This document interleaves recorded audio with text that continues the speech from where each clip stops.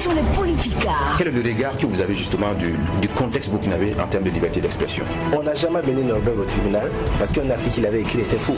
Mais rares font de la politique. La nature est la horreur du vide. La mort du journaliste kamikaze parce qu'il a pratiquement offert sa vie pour qu'il y ait un changement. Nombreux ont de la prétention. Mais rares prennent des positions. Qui a été les principaux intermédiaires? Nombreux font des jugements. Mais rares ont la justesse. Toutes les femmes se battent autant que les hommes. Mais je dirais aussi qu'il y a des ministres hommes qui ne sont pas compétents mais qui sont là quand même. Ou bien.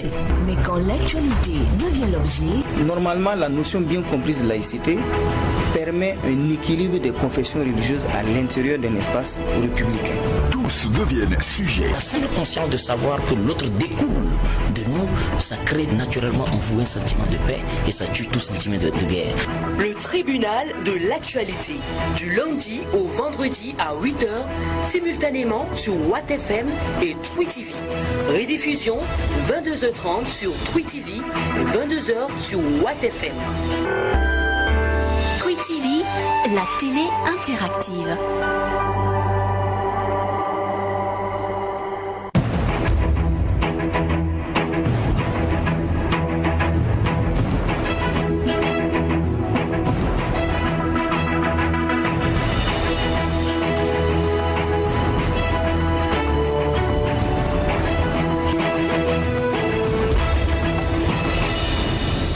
Mesdames et messieurs, bonjour. Une civilisation qui s'avère incapable de résoudre les problèmes que suscite son fonctionnement est une civilisation décadente.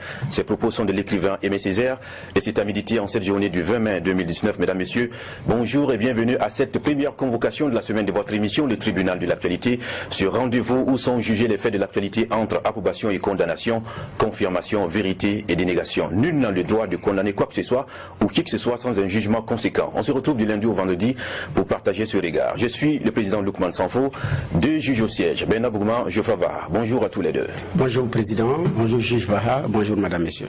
Bonjour juge Bougma, bonjour président, bonjour auditeurs et téléspectateurs.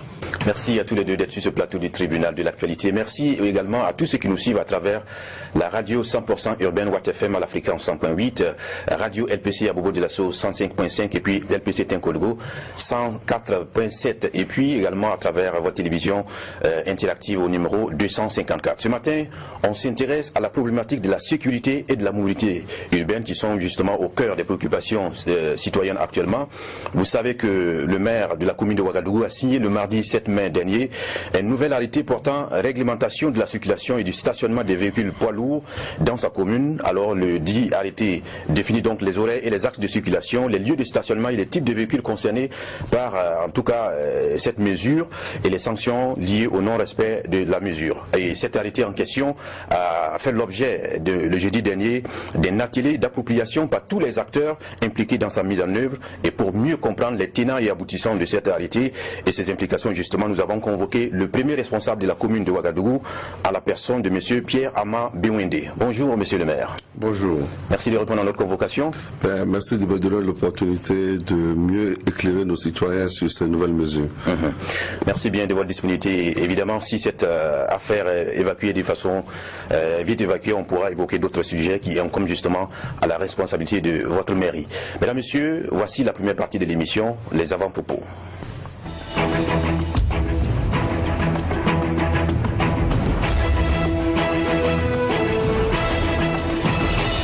Pierre. Voilà, monsieur le maire qui tient à ce qu'on puisse bien donner son nom, c'est Armand Roland-Pierre Biwende. Merci. Le juge, c'est à vous. Bernard Bougman pour votre avant-propos ce matin. Merci président. Mon avant-propos, nous sommes aujourd'hui lundi. Je vais souhaiter un très bon lundi à tout le monde, surtout une très bonne semaine.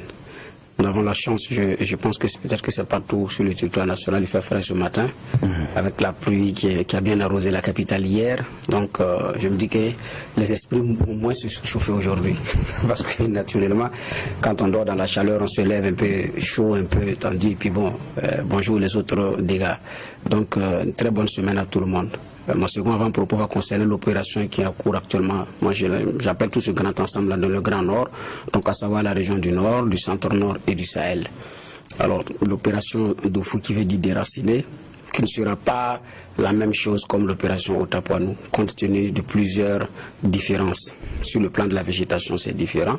Donc l'aspect physique déjà du terrain, mais aussi compte tenu du fait aussi que c'est là-bas que les attaques terroristes ont commencé au niveau du Burkina depuis avril 2015 avec l'enlèvement du Roumain, suivi le 23 août 2015 de l'attaque de la gendarmerie d'Oursi. Et après 2016, c'est l'enlèvement du docteur Elliott. Donc ça veut dire que c'est une zone qui était déjà habituée aux attaques terroristes, où l'île terroriste a pu mettre ses tentacules en tout cas bien en place. Donc ça va effectivement demander un travail. Et après ce travail-là, il faut envoyer une autre opération maintenant pour recoller les morceaux. Parce que bon, le vivre ensemble aussi a pris un coup après les événements de Yirougou et de Arvinda. Et puis il y a d'abord la situation qui est toujours explosive. Donc c'est-à-dire que après cette opération de l'épée, il faudra maintenant une autre opération de fil et de l'aiguille pour pouvoir couvrir les cœurs brisés et puis pourquoi le vivre ensemble puisse reprendre. Donc c'est ce que je voudrais dire comme avant-propos ce matin. D'accord, merci de le partager sur ce plateau. Geoffroy Vara, c'est à vous. Moi, mon avant-propos va considérer la question de forêt qui revient de façon récurrente ces derniers temps et de certaines utilisations voulues. Et cela m'a été inspiré par une visite, celle menée vendredi dernier par un député de l'Assemblée nationale, en la personne de Moussa Zerbo, qui est de l'UPC. Et celui qui l'a visité, c'est pas moins Yacouba Savadogo, le vieux, qui nous a tous fait l'honneur avec ce titre qu'il a reçu, qui est celui de prix Nobel alternatif, notamment pour sa forêt aux alentours de Waïgua, qu'il a pu pendant une quarantaine d'années quand même pu ériger devant l'avancée du désert, ce qui est un acte de bravoure et qui a été fortement donc apprécié et relayé. Et il se trouve que cette forêt aujourd'hui est inquiétée par certains projets, parce qu'il y a un projet de lotissement qui date de 2013 qui a parcellé certaines parties, et il y a des gens qui ont commencé donc à couper les arbres et à donc s'implanter. Et il y a aussi à côté ce qu'on appelle les non-lotis, donc des habitations spontanées, et qui sont en train aussi d'inquiéter ce vaste projet qui a été celui d'un homme courageux qu'on avait pris pour fou à un moment donné. Ça, moi je dis ça interpelle. Parce que ce monsieur, il a entrepris des démarches pour avoir un titre de propriété, donc sécuriser la chose. Et c'est vrai qu'aujourd'hui, on a ces hommes politiques qui l'approchent pour défendre la chose. Moi, je dis, je suis très prudent sur quelquefois certaines dynamiques, quoique j'ai quelques soupçons ou quoi que ce soit. Non, mais souvent les intérêts ne sont pas forcément les plus avoués. Et le plus important pour nous, c'est que deviendra cette forêt au regard de cette dynamique de lotissement qui a été lancée depuis 2013. Et c'est un cri de cœur. Moi, je regarde, j'ai mis 40 ans avec des arbres tout aussi vieux qui sont en train d'être coupés. Je vois la peine pour ce monsieur-là, parce que c'est plus difficile d'accepter qu'on ait à combattre la nature plutôt que l'homme, plutôt qu'il est à côté de nous. Ça, c'est une triste fin à une grande volonté qu'il a eue. Ça ne peut pas aussi ne pas nous rappeler ce qui s'est passé aussi récemment à Bobo-Dioulasso, où ça a levé aussi beaucoup d'inquiétudes, parce que pour certains, il y a un projet qui est louable, c'est vrai. Maintenant, là où on l'implante, c'est ça qui pose problème. Ça mérite réflexion, mais ça ramène encore cette réalité-là aussi sous nos yeux. Il y a une vraie préoccupation là-dessus. Il y a peut-être un vrai débat qui doit être engagé. Il y a peut-être beaucoup de dessous qu'on ne maîtrise pas, qui doivent être sûrs pour qu'on puisse avoir la meilleure appréciation des choses, sinon on risque de rester au premier degré, et puis des fois de condamner sans avoir compris, ou bien de donner raison à X ou Y sans que le sujet lui-même soit élagué. Mais à ceux qui prennent les décisions aussi, évidemment, qui jettent le pavé dans la mare, de commencer d'abord par justifier pourquoi est-ce qu'on prend des décisions qui somme toute, sont assez impopulaires quand on regarde les réactions qui sont celles qu'on a sur la toile ou celles de nombreux Burkinabés de façon assez transversale. Sur, par exemple, ce qui se passe dans la forêt de Bobo-Dioulasso, moi j'ai lu un écrit qui est quand même assez intéressant, ça a été publié par Burkina 24, il est d'un colonel, je pense à la retraite, c'est Zouré Léona, il a été ancien directeur général de l'École nationale des eaux et forêts, il détaille le propos vraiment de façon graduelle. Ça nous permet de mieux comprendre, parce que c'est 83 ans après que ceci a été classé, et puis quelquefois ce qui est un peu bizarre, c'est à son anniversaire, 83e anniversaire de moi, que la décision est prise. C'est intéressant qu'on interroge la question. Voilà mon avant-propos. D'accord, bien noté, avec satisfaction et grand intérêt. Merci à tous les deux de nous partager votre regard sur l'actualité. Parlons à présent de cet arrêté municipal signé le 7 mai dernier par le maire de la ville de Ouagadougou portant réglementation de la circulation et du stationnement des véhicules poids lourds dans la commune de Ouagadougou justement. Cet arrêté déjà qualifié par certains comme l'arrêté BOND a fait l'objet le jeudi 16 mai dernier d'un atelier d'appropriation avec tous les acteurs impliqués dans sa mise en œuvre. Nous avons justement souhaité avoir le maire sur notre plateau pour mieux comprendre les tenants et aboutissants de cet arrêté et ses implications. Encore une fois, monsieur le maire, bienvenue. Bonjour à tout le monde, bonjour aux téléspectateurs. Pour commencer, nous sommes dans la généralité, ça vous convient déjà cette appellation, l'arrêté BOND? Écoutez, c'est un arrêté que j'ai signé et que j'assume. Donc, je pense qu'au-delà de son appellation, qu'il puisse apporter des solutions, en tout cas, au problème de la mobilité urbaine dans notre capitale. D'accord. Alors, pour ceux qui ne sont pas à la télévision, je tiens entre les mains le programme du conseil municipal de la commune de Ouagadougou, mandat 2016-2021. Et quand on jette un regard dans les secteurs sur les secteurs prioritaires de votre mandat, on voit déjà que la mobilité urbaine est inscrite au programme 1 de votre mandat. Comment se fait-il que ce soit pratiquement 3 ans après qu'on entend parler d'arrêté ou de toute autre mesure allant dans le sens de la mobilité urbaine? Effectivement, en 2016, quand le nouveau exécutif et le nouveau conseil municipal a été mis en place, nous avons sorti notre programme pour définir notre vision et l'orientation que nous voulons donner à notre action au niveau de la commune de Ouagadougou. Et il nous a semblé que la priorité des priorités était le problème de mobilité. Parce que vous savez, à Ouagadougou, pour aller d'un point à un autre, c'est la croix et la bannière. Et nous avons un problème d'infrastructure qui est posé avec beaucoup d'acuité. Donc nous avons pensé qu'il était nécessaire de s'attaquer à ce problème-là. Parce que dans une ville où les gens ne peuvent pas aller et venir aisément, c'est une ville où il est difficile de mener des activités qui soient des activités rentables. Donc nous l'avons placé à la tête de nos priorités. Et comment se fait-il que ce soit maintenant seulement que cet arrêté a été pris? Quand nous sommes attaqués au problème de la mobilité, nous avons été confrontés à un problème légal, parce que le texte qui encadrait la circulation à Ouagadougou, surtout des gros camions, est un texte qui date de 1989. Donc vous dire que le texte était obsolète au regard du développement de la ville.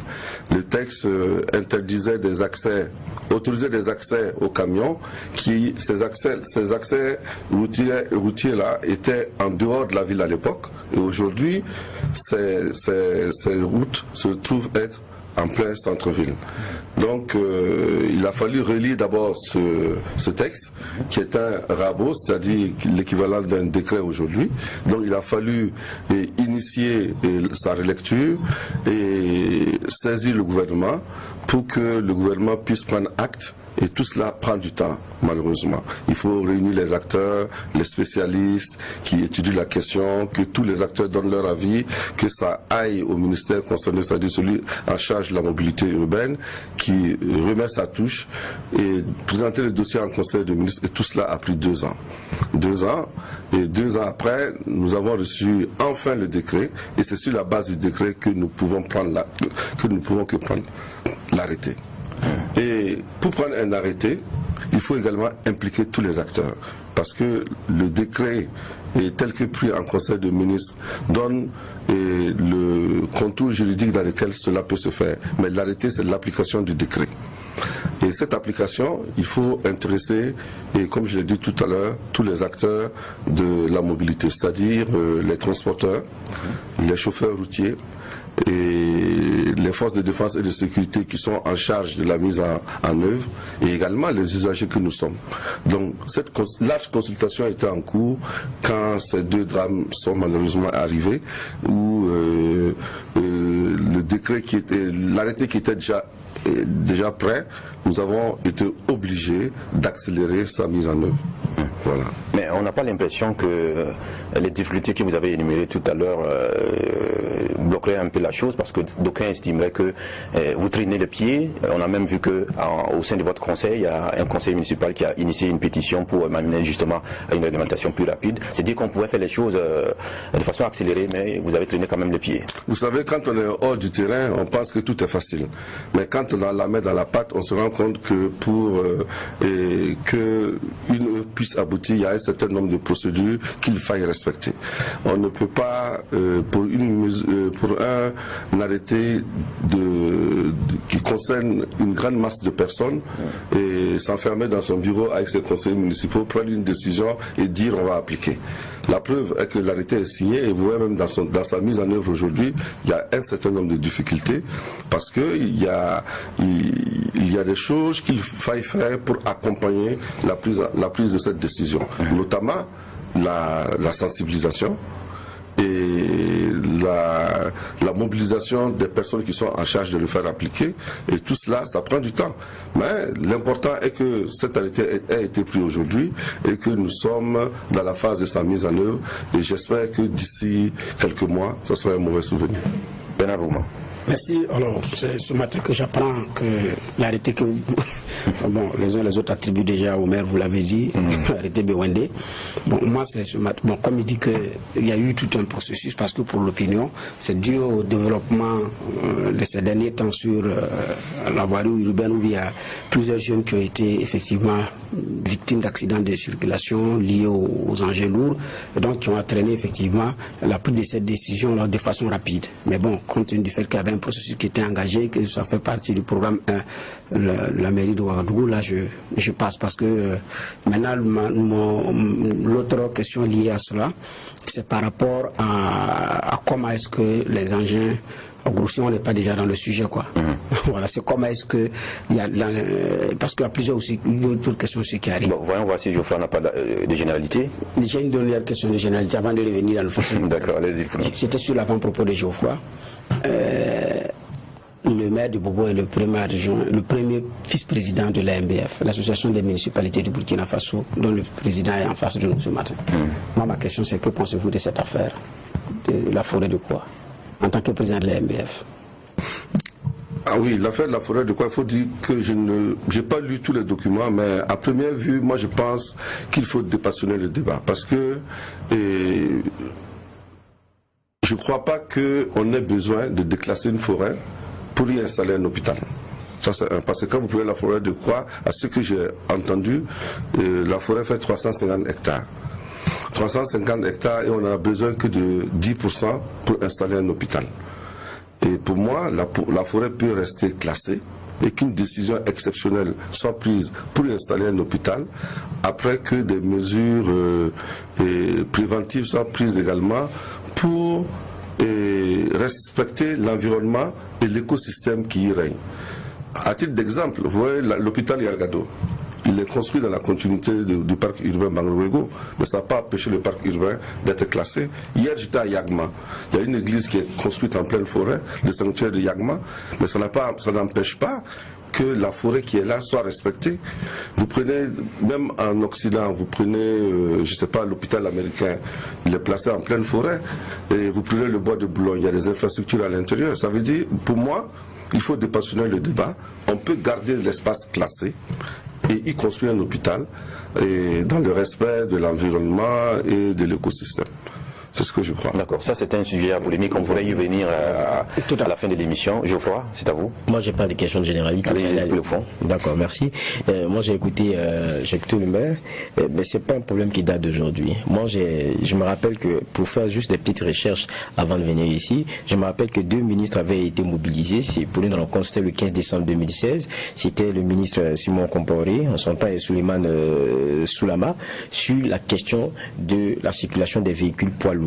Et ils avaient ressorti un certain nombre de propositions, même pas de propositions, de ce qui allait être appliqué. Les véhicules poids lourds dont le PTAC est supérieur ou égal à 10 tonnes ne doivent plus circuler entre 5 h du matin et 20 h. Autrement dit, il est interdit aux véhicules poids lourds. Bon, tout ça, ça continue. Il n'y a que les services techniques en charge du transport et les forces de sécurité s'évertueront donc dans les jours à venir à fournir toutes les informations et explications relatives à la circulation, stationnement, tout est détaillé dedans.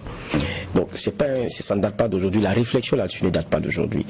Je pense que vous avez eu connaissance de toutes ces propositions dans le temps, qui, si on en arrive aujourd'hui à ce que les populations soient exaspérées, c'est que ça n'a pas fonctionné. Qu'est-ce qui vient en plus dans ce que vous nous proposez aujourd'hui pour qu'on ait un brin d'espoir qu'il aura solutionnement? Ce qui vient en plus, c'est que le texte, déjà, il y a un texte applicatif qui existe. À l'époque, on avait un texte qu'on ne pouvait pas appliquer. Vous sortez les policiers, vous leur dites, ah oui, les populations se plaignent sur telle avenue, normalement les camions ne doivent pas circuler. Ils vont vous dire, mais monsieur le maire, vous avez raison, mais le texte que nous avons aujourd'hui n'exclut pas ces voies-là aux camions. Et ne fixe pas ses horaires. Donc aujourd'hui, ce que nous avons de plus, c'est que légalement, il y a un document sur lequel on peut s'appuyer pour dire telle personne est en infraction. Ça, c'est un. Et deuxièmement, le problème, c'est un vieux problème, comme vous le dites, parce que vous savez, Ouagadougou s'est étendu très rapidement. Aujourd'hui, nous sommes nous occupons une aire géographique de 600 km². La commune de Ouaga touche toutes les communes avoisinantes. Et avec la spéculation foncière que l'on connaît, on n'a pas su planifier et réserver des terres pour en faire des parkings. Donc, aujourd'hui, on connaît que cette situation est due au fait que les gens se sont accaparés des terres tout autour de Ouagadougou et n'en font pas une exploitation. Mais ils ont des titres de propriété. Donc il faut prendre des décisions politiques fortes. Et c'est ce à quoi nous allons tendre. Pour que certains espaces puissent être récupérés, pour en faire des parkings, pour que quand les camions arrivent à l'entrée de Ouagadougou, ils puissent trouver une aire de stationnement avant de pouvoir traverser la ville aux heures indiquées dans l'arrêté. Donc nous sommes conscients du problème, mais malheureusement, comme des mesures n'avaient pas été prises en amont, et aujourd'hui, il faut appliquer un arrêté avec un certain nombre de difficultés. Mais comme il faut commencer par un bout, nous espérons, en tout cas, la dernière rencontre que nous avons eue avec les spécialistes et les acteurs du domaine nous laisse espérer que chacun va mettre du sien pour que nous arrivons à faire en sorte que Ouagadougou, à certaines heures, soit sans camion. Président, si vous permettez, cette réalité donc de la réglementation de la circulation, ça c'est la question des heures et tout, mais pour nous journalistes qui avons l'habitude d'aller sur le terrain lorsqu'il y a ces drames-là, il y a des éléments qui reviennent. Je ne sais pas si c'est pris en compte ou bien c'est à votre niveau. Très souvent, le monsieur, il a pris la clé des champs parce qu'il dit qu'il n'est pas parvenu à arrêter le camion sur le frein qui a coupé. Et quand vous regardez même l'état souvent de ces véhicules-là qui sont au cœur du problème, on n'est pas puriste. Vous regardez même les roues, vous regardez l'état de ces roues, vous regardez l'état du véhicule, vous comprenez que c'est un danger ambulant. Donc ça, c'est une autre réalité aussi. Vous avez raison, mais c'est la preuve que ce n'est pas l'arrêté qui réglemente la circulation des camions seul qui peut régler ce problème. Ce que vous dites, c'est la preuve patente. C'est-à-dire, il faut qu'en amont et en aval, un certain nombre d'actions puissent être prises par d'autres instances. Quand vous parlez de l'état des camions, ça c'est le rôle de la police nationale, qui doit, et de la gendarmerie, qui doit surveiller les chargements, l'état des camions, et voir si le camion a tous ses documents à bord, notamment la visite technique au niveau des centres techniques agréés. Si c'est au Burkina, c'est le CCVA. Dans les autres pays, il y a d'autres centres techniques agréés qui doivent faire la visite. Mais tous ces cordons-là doivent jouer leur plein rôle avec une tolérance zéro. Malheureusement, le tissu économique burkinabé, vous le connaissez, il est difficile d'apporter un changement sur toute la ligne tout de suite. Donc chacun doit faire ce qu'il sait faire le mieux à son niveau de compétence. Mais est-ce que la mairie n'est pas dynamique d'abord et sûre? C'est ce que je voulais comprendre, parce que l'impact que nous voulons pour les populations, ce qui est attendu, c'est qu'il y ait moins d'accidents ou bien pas sur les routes. Voilà, donc c'est pourquoi je dis... Il y a une action conjuguée et concertée. Justement, c'est pourquoi je dis, nous, au niveau de la commune de Ouagadougou, puisque c'est de notre territoire qu'il s'agit, nous devons faire ce que nous avons à faire. C'est-à-dire réglementer déjà l'accès des camions en ville.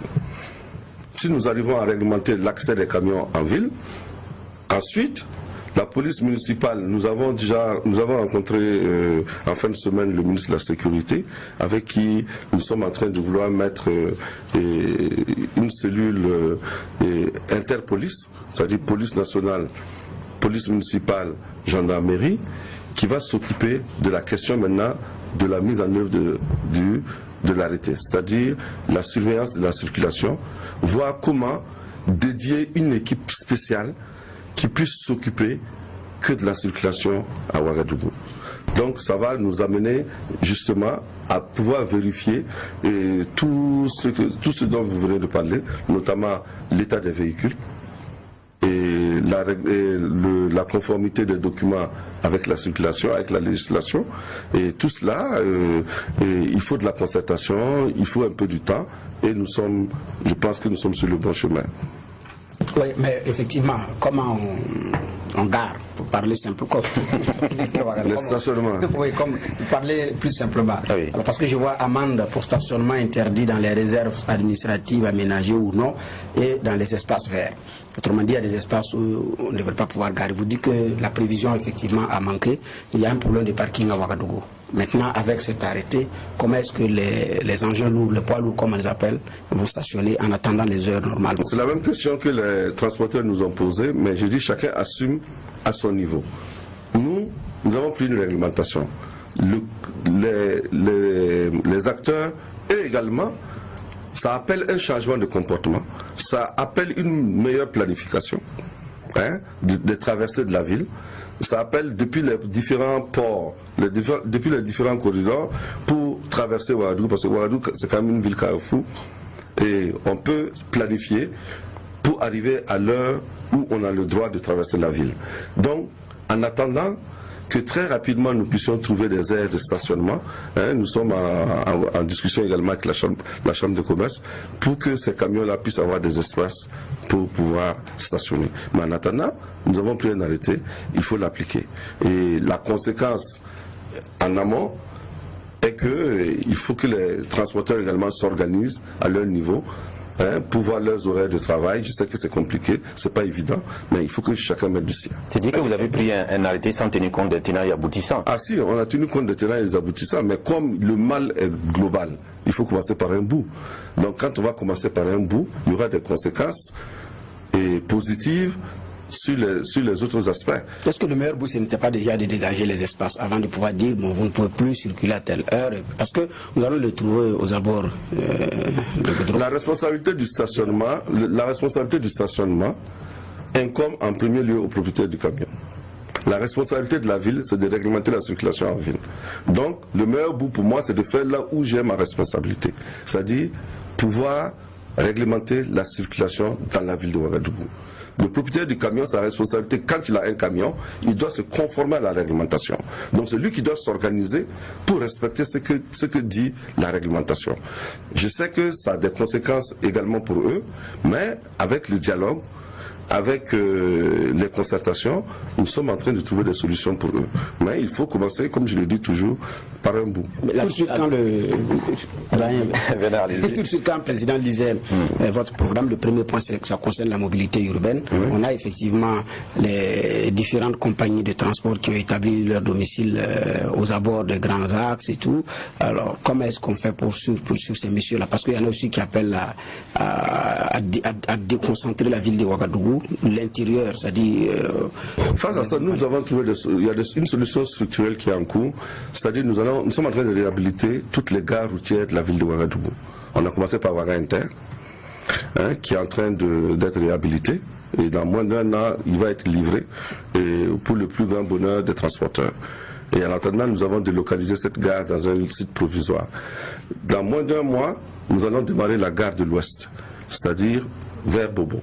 Il y a une gare qui va être réhabilitée également. Celle qui avait été abandonnée depuis longtemps? Oui, elle n'a pas été abandonnée. Non, c'était un espace qui avait été dédié à la gare, mais où on n'avait pas encore fait d'investissement. Aujourd'hui, grâce aux partenaires techniques et financiers, nous avons pu mobiliser les ressources nécessaires pour démarrer les travaux de cette gare. Ensuite, vous avez la gare de l'Est. Cette gare également, l'étude est quasiment bouclée et nous allons également réhabiliter cette gare. Donc, nous sommes en train de réhabiliter toutes les grandes gares routières de la ville de Ouagadougou. Après leur réhabilitation, on pourra appliquer strictement les différentes réglementations qui sont en cours, notamment les gens qui transforment les cours d'habitation en gare. Mais aujourd'hui, nous sommes venus trouver une situation où presque tous les transporteurs privés ont investi dans des gares privées parce qu'ils n'avaient pas le choix. D'une manière illégale, certes, parce qu'ils n'ont pas eu d'autorisation, beaucoup n'ont pas eu d'autorisation de construire. Ils ont acheté des cours, ils ont aménagé, et bon, pour apporter des solutions aux problèmes de mobilité de nos citadins. Donc, et quand on les a approchés, ils ont dit oui, nous voulons bien, mais où est-ce que vous voulez que nous puissions transporter nos clients? Effectivement, les gares n'étaient pas indiqués. Donc, nous avons attaqué le mal à sa racine, c'est-à-dire c'est de réhabiliter ces gares-là, les amener tous à intégrer ces gares et également, dans la même dynamique, rechercher des espaces pour le stationnement. J'avais une question. Tout à l'heure, quand j'écoutais le maire, il disait que du côté, en tout cas, des transporteurs, ça faisait quand même des gorges chaudes. C'est clair que c'est pas forcément pour eux une bonne nouvelle. Et on voit les amendes que j'ai là devant moi. Je vois 25 000, je vois beaucoup d'autres 20 000, 7 500, 12 000 francs, 25 000, voilà. Et ça, c'est des choses qu'ils n'aiment pas trop. Est-ce que c'est sûr que ils accompagnent? Parce qu'on sait comment aussi, très souvent, pour peu qu'ils ne soient pas d'accord avec quelque chose, c'est jusqu'au président du Faso qu'on veut rencontrer. Mais c'est normal, la personne n'aime les amendes. Il n'y a pas que vous et moi, personne n'aime les amendes. Malheureusement, quand il y a une réglementation et que vous enfreignez à cette réglementation, il y a une conséquence pécuniaire que vous devez payer. Dans tous les pays du monde, c'est comme ça. Personne n'aime les amendes, donc il faut se conformer à la réglementation. Et c'est pourquoi nous avons, au niveau du conseil municipal, adopté et réajusté, du moins, ce tarif qui existait déjà, mais nous l'avons réajusté sur le plan des montants et de deux sur le plan des espaces pour que ça puisse être appliqué. Maintenant, effectivement, vous savez, depuis l'insurrection au Burkina Faso, tout le monde prône le changement. Plus rien ne sera comme avant. Mais personne ne veut changer. Chacun veut le changement pour son propre bonheur, mais quand on demande aux gens de s'impliquer dans le changement, il est difficile aux gens de changer. Mais avec les transporteurs, surtout leur organisation syndicale, nous avons échangé et nous avons trouvé, eux-mêmes ont trouvé qu'il était temps, enfin, que nous puissions prendre une réglementation où tout le monde est égal par rapport au texte. Et je suis certain qu'à force d'explication et de sensibilisation, les gens vont adhérer. Vous laissez deviner que vous êtes sur la même longueur d'onde, alors que ce n'est pas forcément le cas. Quand on a entendu le président de l'OTRAF qui était à l'atelier, il a dit, sur la forme, on convient avec la mairie qu'il faut organiser, mais dans le fond, il y a encore débat. Mais c'est normal. C'est normal. Sur la forme, ils sont d'accord parce qu'ils ont été impliqués à la relecture des textes. Sur le fond, ça apporte un changement d'habitude. Sur le fond, ça apporte d'autres investissements également qui les concernent.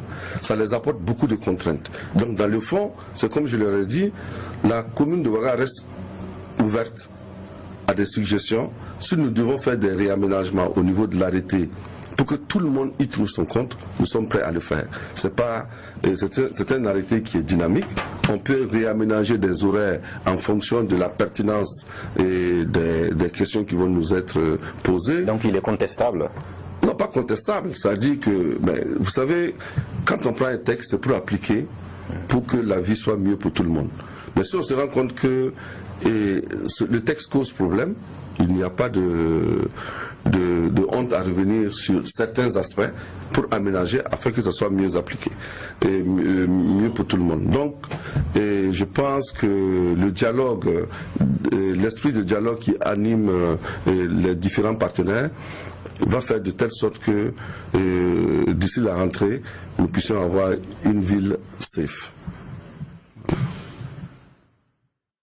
Je pense qu'il va falloir aussi préciser, parce que les citoyens aussi qui nous suivent veulent savoir comment est-ce que les choses vont se passer. Alors, dans cet arrêté, quelles sont les dispositions qui impliquent directement le citoyen, voilà, le citoyen qui réside dans votre ville, et ceux aussi qui concernent, on va dire, les transporteurs eux-mêmes directement? Non, pour les citoyens, ce qui les implique, c'est que nous demandons eux-mêmes de faire la veille. Nous allons mettre une plateforme tout de suite et bientôt en marche pour pouvoir signaler partout où on voit un camion qui est en dehors des horaires autorisés. Il faut que les citoyens puissent faire la veille, puissent interpeller. Il faut que les forces de défense et de sécurité qui sont impliquées dans la sécurité routière puissent effectivement être mobilisées et aient les moyens de faire leur travail. Et également, j'en appelle aux citoyens également pour le respect du code de la route.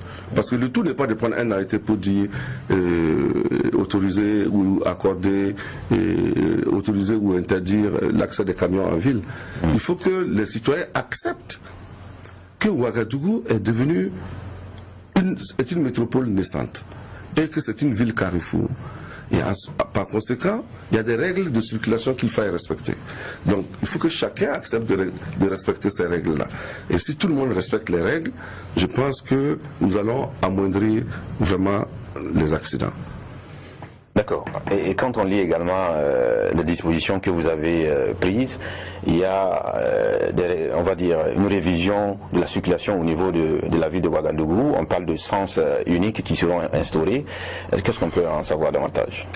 En fait, disons que l'arrêté qui a été pris pour réglementer la circulation des poids lourds n'est qu'une des mesures pour résoudre le problème de la mobilité au niveau de Ouagadougou.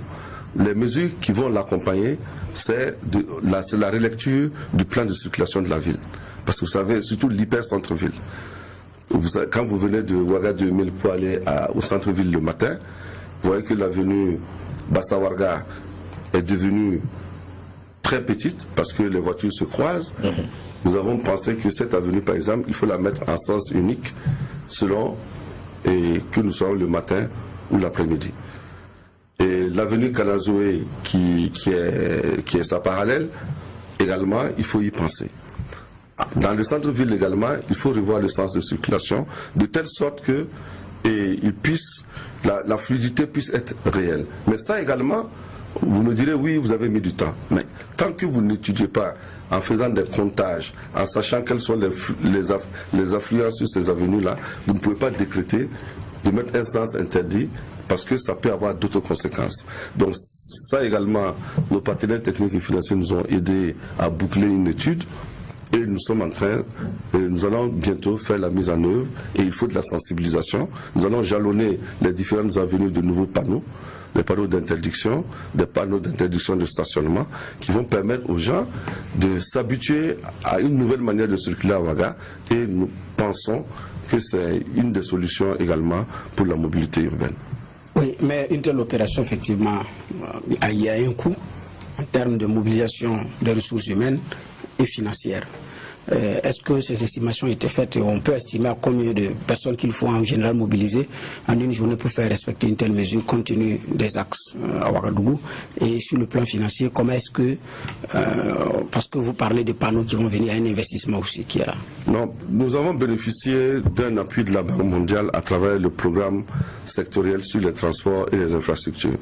Et ce financement est géré au niveau du ministère des Infrastructures et qui va contribuer à faire les investissements nécessaires pour que le jalonnement puisse bien se faire et également la réhabilitation de certaines infrastructures. À ce niveau, nous n'avons pas de problème. Au niveau humain, en prévision justement de cette forte demande que nous allons avoir, nous avons lancé un plan de renforcement de capacité de la police municipale. Et il y a 2 ans, nous avons fait un recrutement de 100 nouveaux policiers qui sont en formation et qui vont sortir au mois de juillet, qui viendront renforcer l'effectif de la police municipale, qui est en deçà des besoins. Nous avons 100 autres qui sont rentrés à l'école cette année et nous espérons qu'ils sortiront également dans 2 ans pour renforcer encore cet effectif. C'est pour vous dire que des efforts sont conjugués de part et d'autre pour apporter des solutions durables au problème de la fluidité de la circulation. Il faut dire que autre mesure que nous avons prise, c'est au niveau du mode même de mobilité, du mode de circulation. Nous avons un projet qui est arrivé à maturité, qui va être présenté bientôt au gouvernement, pour restructurer la Sotraco, avec l'acquisition de nouveaux bus, avec un plan de gestion de la circulation de ces bus, qui va permettre d'offrir une alternative aux populations de Ouagadougou. Vous voyez, tous nos jeunes, nos enfants, quand ils veulent aller à l'école, ils sont obligés, les parents sont obligés d'investir dans des motos. Et quand vous regardez le coût d'une moto dans un ménage, c'est très important sur le budget de ce ménage-là. Et sans oublier les risques d'accident, la pollution que cela crée. Donc nous pensons que le transport en commun est la solution durable par rapport à la fluidité au niveau de Ouagadougou. C'est pourquoi d'ailleurs nous avons anticipé. Bientôt vous allez voir démarrer des grands chantiers dans la ville de Ouagadougou pour faire certaines artères qui ne sont pas faites. Et sur ces artères-là, nous avons prévu des couloirs de bus pour permettre aux bus d'être efficaces, d'être compétitifs et d'être réguliers. Et nous allons... Est-ce que ces travaux commencent quand? Les travaux de ces voies-là, ça va commencer dès la semaine prochaine. Dès la semaine prochaine. Est-ce que pour le cas des transports en commun, les bus, ça ne va pas être un autre problème? Parce que vous connaissez aussi la réputation des bus. Quand on dit que vous venez comme un Sotraco, ça veut dire que seulement que vous gênez... Vous n'êtes pas pris de vous. Vous gênez pratiquement. Est-ce que si on a 200 bus à Ouagadougou de plus... Nous avons capitalisé sur l'expérience que nous avons connue depuis la Révolution. Vous savez, il y a eu d'abord X9, après vous avez eu la Sotrao, après il y a Sotraco. Pourquoi ça ne marche pas? On a fait un bilan pour savoir pourquoi ça ne marche pas. Et c'est de cette capitalisation-là que nous proposons une nouvelle solution qui va faire en sorte que le bus soit compétitif. C'est-à-dire vous allez réfléchir pas deux fois avant de prendre votre moto pour aller à votre travail, ou bien de prendre votre propre voiture. Parce que il faut être compétitif sur le plan économique, sur le plan confort, sur le plan ponctualité et sur le plan sécurité. Mais aussi sur le temps d'attente, parce qu'aujourd'hui, je vois qu'on est à 45 minutes. Voilà, sur le temps d'attente, si on augmente la fréquence des bus, si on donne la priorité aux bus sur les voies, si on règle les feux tricolores au rythme des bus, c'est-à-dire à l'arrivée du bus, c'est le bus qui automatiquement a la priorité, tous ces aspects sont pris en compte pour rendre le transport en commun compétitif. Mais monsieur le maire est dans des si. Dans des si, alors que... bon, non, si je dis si, c'est-à-dire l'étude, c'est ce que les études d'investissement ont prévu. Je dis, tout cela est pris en compte, l'étude est bouclée, et le dossier est arrivé à maturité, il ne reste que l'accord du gouvernement pour que le projet soit mis en œuvre. Voilà. Donc, il ne reste que l'accord du gouvernement pour que le projet soit mis en œuvre. Voilà. Moi, je pense aussi que des fois, quand on adresse ce problème-là, on oublie aussi quelquefois de mettre le doigt sur un problème pour moi qui est très important. Ouagadougou, avec son explosion démographique, a vu ses voies qui ne répondent plus à ce qu'on a comme capacité d'usager. La plupart des voies sont devenues étroites. Et même, on a encore des questions sur les nouvelles qui sont construites, parce qu'on regarde, elles ne sont pas vraiment si larges que celles qu'on avait traditionnellement. Vous regardez ce que nous appelons grandes voies, allez ailleurs, vous verrez que ce n'est pas des grandes voies, on n'appelle pas ça grandes voies. Ici, vous voyez, là où les camions poids lourds dont nous parlions tantôt, juste les motos, des vélos et d'autres petits véhicules, c'est difficile. Et ça, si ce n'est pas réglé, même quand vous enverrez, je ne sais pas moi, 200, 300, 400 bus, pour encore ces mêmes petites voies, je ne sais pas quelle... Non, vous avez raison, c'est pourquoi dans le programme, si vous regardez bien, il y a le renforcement des infrastructures routières. Voilà. Et les voies dont je vous parle, bientôt, on vous invitera aux différents lancements, vous allez vous rendre compte que ce n'est pas des petites voies. C'est des 2x2 voies, avec des couloirs de bus et une piste cyclable. Et puis des gens vont venir installer leur commerce. Non, les gens ne viendront pas installer leur commerce. Là également, la réglementation, il faut... Mais Ouagadougou, vous savez, c'est une ville commerçante. C'est une ville commerçante à ciel ouvert. À ciel ouvert. Et malheureusement ou heureusement, vous savez que tous ceux qui sont dans l'informel, ils constituent quand même un poumon économique de la ville. C'est vrai qu'aujourd'hui, ça cause problème. Mais la solution n'est pas de déguerpir tout le monde, tout azimut, d'une manière forcée. Il faut arriver à créer des infrastructures où nous pouvons attirer ce monde-là. Et dès lors que ces infrastructures vont être créées, nous pouvons maintenant réglementer la présence de ces commerces. Il y a eu un début qui n'a pas marché. On a vu Coutillard lors du magistrat. Oui, mais tout ça, on va capitaliser sur Coutillard, ça n'a pas marché. Non, on va capitaliser sur tous ces échecs. C'est pourquoi je dis, quelle que soit la solution que nous, en tant que responsables, nous allons apporter, si la population ne s'implique pas, on n'y arrivera jamais. C'est pourquoi il faut que le changement de mentalité soit une réalité. La prise de conscience de tous les citoyens de la ville soit une réalité. Que les gens acceptent qu'il faut perdre une certaine habitude pour que la vie redevienne agréable pour tout le monde. Oui, mais monsieur le maire, il y a aussi que les autorités doivent par moment aussi être fermes. Moi, je prends le cas d'un petit reportage que nous avons fait sur le marché des fruits et légumes. Je pense à Gunguin. Il y a un espace qui a été bien créé pour ces dames-là. Elles sont toutes allées. Et puis, il y a certaines, bon, qui sont un peu des petites malines, qui sont revenues encore sur les abords de voies parce que là-bas, elles font plus de chiffres, elles sont plus à côté, donc des clients qui passent. Et c'est au détriment de celles qui ont accepté de rester sur le nouveau site. Mais elles nous ont dit, elles ne comprennent pas, elles sont légalistes, elles respectent les choses. C'est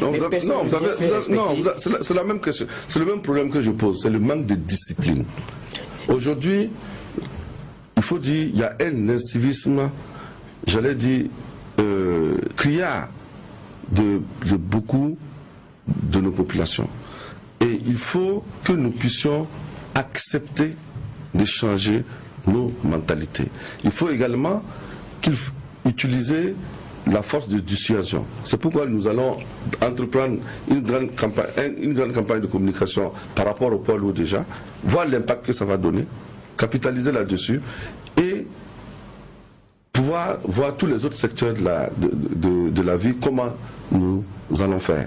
Et enfin, il faut, je suis d'accord avec vous, arriver à réprimer un tout petit peu, surtout ceux qui ne respectent pas la législation.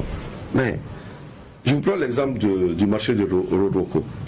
Nous avons reçu un rapport des sapeurs-pompiers, puisque vous savez qu'à l'intérieur du marché, il y a un bureau permanent des sapeurs-pompiers, qui nous disent qu'il faut prendre des dispositions, sinon en cas de sinistre, l'accès va être difficile. Effectivement, après inspection, nous sommes rendus compte que les commerçants ont installé des kiosques qu'ils ont fait venir de dehors sur des allées. Nous avons réuni, pendant une semaine, on a consulté toutes les associations qui sont dans le marché. Presque tous sont d'accord pour dire, ah, effectivement, il y a un problème. Quand la police est allée pour déguerpir, il y a certains qui se sont opposés. C'est pour vous dire que la mentalité burkinabé là, et je ne sais pas qu'est-ce qui se passe, mais tout le monde est dans la contestation, quand bien même l'acte qui va être posé est pour son bien. Donc, il faut de la patience. D'accord. Il faut de la fermeté, certes, mais il faut beaucoup de patience. Monsieur le maire, nous avons moins de 10 minutes à passer ensemble. Je souhaite que vous expliquiez à ceux qui nous suivent à travers TweetTV le circuit, parce que là, j'ai une carte qui explique un peu les voies qui sont concernées par l'arrêté en ce qui concerne les poids lourds. Logiquement, si tout est appliqué, on ne devrait plus avoir à percevoir ces véhicules-là à l'intérieur de la ville. Est-ce que vous maîtrisez le circuit? C'est pas vous qui l'avez fait? Non, mais je le maîtrise. Vous n'êtes pas forcément l'urbaniste qui l'a fait. Non, mais je maîtrise ma ville. D'accord, allez-y. Où est-ce qu'on peut présenter la carte et vous la commentez? Oui, bien sûr. Mais vous voyez tout ce que vous voyez en noir, hein, dans le contour de la carte, avec les différentes bretelles qui y arrivent. Les bretelles sont les différentes routes nationales. C'est-à-dire, ce sont les voies qui donnent accès à la circulaire, à partir des différentes villes. Vous avez la route de Waïvia qui arrive du nord et qui va sur l'échangeur du nord au niveau du barrage. Vous avez ensuite la route de Bobo qui arrive de l'ouest et qui arrive sur l'échangeur au niveau de l'échangeur du camp Sangoulé-Lamzana. Ensuite, vous avez la route de Léo qui arrive par le rond-point de la Patte d'Oie. Ensuite, vous avez la route de Pau qui arrive par l'échangeur route de Pau et après la gare Ouaga Inter. Et vous avez la route de Kaya qui arrive par le rond-point de l'unité africaine et qui a une jonction également avec la circulaire et qui va jusqu'à vers l'hôtel Silmané et l'hôpital. Et enfin, vous avez la route de Fada qui arrive de l'Est et qui va jusqu'à l'échangeur de l'Est. Donc tous ces accès-là, c'est ce que nous appelons des routes nationales. Et ces accès sont autorisés aux camions et la circulaire également est autorisée aux camions aux horaires que nous avons indiqués. L'hyper-centre-ville, c'est-à-dire tout ce qui est à l'intérieur de la circulaire est interdit aux camions qui ont plus de 10 tonnes. Voilà, parce que c'est pas parce que simplement c'est des camions qui sont légers. Les routes qui sont construites dans l'hyper-centre-ville, elles ne sont pas construites pour recevoir un gros tonnage, parce que c'est des routes urbaines, ce ne sont pas des routes nationales. Et il y a des routes nationales justement qui traversent la ville pour joindre d'un bout à l'autre, et ces routes nationales là sont autorisées également à partir de certaines heures que nous avons indiquées. Voilà ce qui devrait être comme une réponse à cette problématique de la mobilité urbaine au niveau de la ville de Ouagadougou. Alors, on va passer à autre chose, parce qu'il nous reste 5 minutes, des sujets aussi qui sont de votre responsabilité. On parle de la question aussi de la salubrité. On a vu récemment la sortie de nos mamans de la brigade verte qui ont des arriérés de salaire. Donc, du coup, il y en a qui boudent le travail d'une manière ou d'une autre. On dit aussi que ça aussi, c'est un problème que vous n'avez pas encore su maîtriser, la salubrité au niveau de votre ville. C'est vrai, la salubrité au niveau de toutes les villes du monde, c'est le problème numéro 1. Et là également, il faut l'implication et des autorités et de tout un chacun. Parce que si nous sommes nombreux à jeter des petites ordures, ça devient des gros tas d'immondices. Ça c'est un. Donc j'appelle à la responsabilité citoyenne. Deuxièmement, par rapport à ce que vous dites, par rapport à nos mamans, la brigade verte, il faut dire d'abord que la brigade verte, contrairement à ce que les gens pensent, ce ne sont pas des employés de la mairie. La brigade verte est une association. Et cette association a signé un contrat avec la mairie. Il se trouve que l'État burkinabé, pour la ville de Ouagadougou et de Bobo-Dioulasso, a depuis une dizaine d'années accordé une subvention pour relever le niveau de salaire et le niveau de rétribution de ces associations. Et malheureusement, en fin 2018, non, en plein 2018, nous avons reçu une note du ministère des Finances qui nous dit que dans le cadre de réagissement budgétaire, et la subvention que nous avions en complément pour payer cette opération était suspendue. Et nous avons engagé un plaidoyer pour que cela soit rétabli. Nous avons pu, sur nos fonds propres, au dernier trimestre de 2018, payer sur nos fonds propres les femmes régulièrement. Et les 2 mois de 2019 payés sur nos fonds propres. Mais comme cela n'était pas budgété dans notre budget propre, il était difficile de continuer. Mais là, je pense que le gouvernement a entendu notre cri de cœur et la bourse est en train d'être déliée et c'est une situation qui va être régularisée très rapidement. Et maintenant, par rapport à la salubrité de la ville, vous savez que les braves femmes de la brigade verte font un travail fantastique. Mais cela ne suffit plus parce que la ville a grandi. Les problèmes qui sont posés ne peuvent pas être solutionnés par les simples balais. Quand nous sommes arrivés aux responsabilités, la ville n'avait pas un seul camion. Il faut dire qu'il n'y avait pas de camion. Tous les camions étaient en panne, soit vieillissants. Donc il nous a fallu, grâce au concours des partenaires techniques et financiers, pouvoir acquérir des camions. Et comme on vous le dit, l'argent peut être disponible, mais pour acheter un camion, c'est une longue procédure. Surtout quand l'argent ne vient pas du budget de la commune. Il y a une procédure qui fait que, entre le temps de lancer l'appel d'offres et d'acquérir le camion, vous pouvez prendre 2 ans. S'il y a des contestations, s'il y a des... etc. etc. Mais enfin, aujourd'hui, nous avons pu acquérir un certain nombre de camions pour aider au ramassage des ordures. Mais cela n'est pas la solution. La solution, aujourd'hui, nous sommes en train de vouloir créer ce qu'on appelle une EPL, une agence, un établissement public local, qui va être dédié spécialement au nettoyage de la ville. Donc, ça sera cette solution qui va être une solution durable. Et quand on aura l'occasion, je viendrai vous en parler plus largement. Mais comment est-ce que, si on compare, ça marchait comme ça marchait facilement parce que très rapidement, Armand Bemoné n'arrive pas à s'en sortir mieux que Simon, qui a le citoyen honoraire, le maire honoraire de la ville de Ouagadougou, qui a laissé ses empreintes quand même. Oui, c'est vrai, ce serait prétentieux de ma part de vouloir me comparer à mon cher aîné Simon Comporé, parce que déjà, c'est pas la même expérience. Et Simon Comporé, comme j'ai l'habitude de le dire, on ne le remplace pas, on le succède, parce qu'il a fait beaucoup de choses pour cette ville. Mais ce que je voudrais dire, les gens aussi m'en demandent beaucoup, et c'est normal. Ce que Simon Comporé a fait en 17 ans, il est difficile de demander à quelqu'un de le faire en 2 ans. C'est très difficile. Et ce n'est pas dans le même contexte. Sous Simon Comporé, l'État était très fort, et c'était quasiment un État pensé unique, avec une force qui était là. Mais aujourd'hui, vous avez vu l'incivisme qui s'est installé dans la ville de Ouagadougou. Mais je crois que vous dites tout de suite, parfois ça demande de la fermeté aussi. Oui, il faut beaucoup de temps. Mais là, il faut beaucoup de temps. La faute à qui? Et j'en arrive. Et ceux qui font la comparaison aussi avec Simon Comporé, il faut dire que moi je ne suis pas venu à la suite de Simon Comporé. Je suis venu à la suite de 3 exécutifs qui sont succédés après Simon Comporé. Et quand ces gens ont eu à succéder à Simon Comporé à la tête de la mairie, ils ont fait un an et demi. Justement, mais c'est ce temps qui n'est pas suffisant et qui a été passé à la tête de la mairie qui a causé plus de préjudice. Parce qu'ils sont venus avec des réformes qu'ils n'ont jamais pu mettre en place. Donc je suis arrivé à trouver une administration qui était complètement désarticulée, avec des cadres qui ne savaient pas trop de qui ils répondaient.